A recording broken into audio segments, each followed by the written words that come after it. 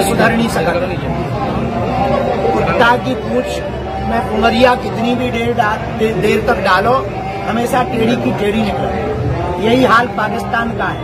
हमें भरोसा है पाकिस्तान के ऊपर कि ये कितने भी समझौता कर ले, चाहे कोई भी समझौता हो, कि हर समझौता के बाद सीज फायर का उल्लंघन करेगा।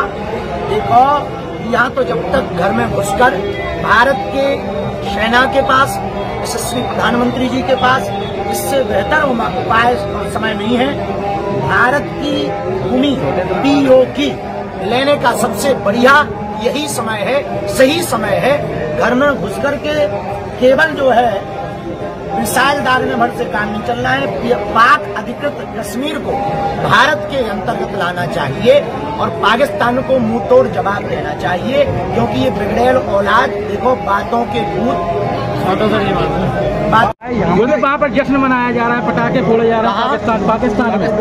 क्या है कि हम जंग जीत गए हैं, उल्टा प्रसार कर रहा है, प्रचार कर रहा है वो लोग। क्या कह रहा है कि हम जीत गए हैं? ऐसे कैसे जीत गए जब लड़ाई नहीं भई? कहाँ से जीत गए?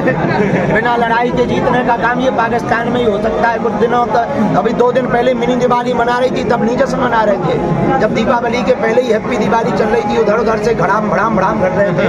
तो हमें इससे देखो, सूफिया कुरैशी अपने नौगांव से ही है, बिलोंग करती है। हाँ। बुंदेलखंड के लिए कितने गौरव की बात है? निश्चित रूप से हमने उनके बारे में जो आर्टिकल पढ़े, न्यूज के लेख पढ़े, हमको गौरव बहुत हो रहा है कि वो नौगांव क्षेत्र परिक्षेत्र में बुंदेलखंड की भूमि से पहुंच करके भारतीय सेना में उन्होंने एक पद की जिम्मेदारी लेते हुए ऑपरेशन सिंदूर में अपनी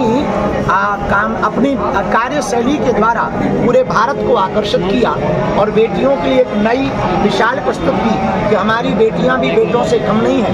महारानी लक्ष्मीबाई का जीता जागता उदाहरण उस बेटी को कहा जाए तो अतिशयोक्ति नहीं है। हम सबको जागृत होना पड़ेगा। राष्ट्र रहेगा तो धर्म रहेगा, राष्ट्र नहीं रहेगा तो धर्म नहीं रहेगा।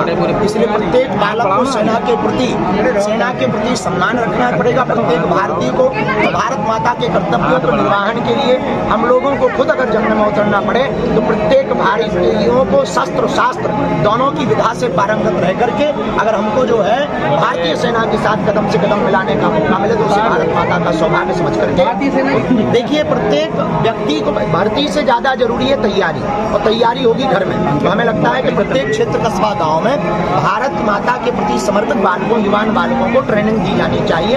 ऐसे छोटे छोटे ट्रेनिंग सेंटर खोले जाने चाहिए कि जरूरत पड़ने पर गाँव के छोटे छोटे बालक, हमारे नौजवान युवान बालक बॉर्डर पर जाकर के लग करके भारत की रक्षा करके भारत के 140 करोड़ लोगों की रक्षा सुरक्षा कर सकें।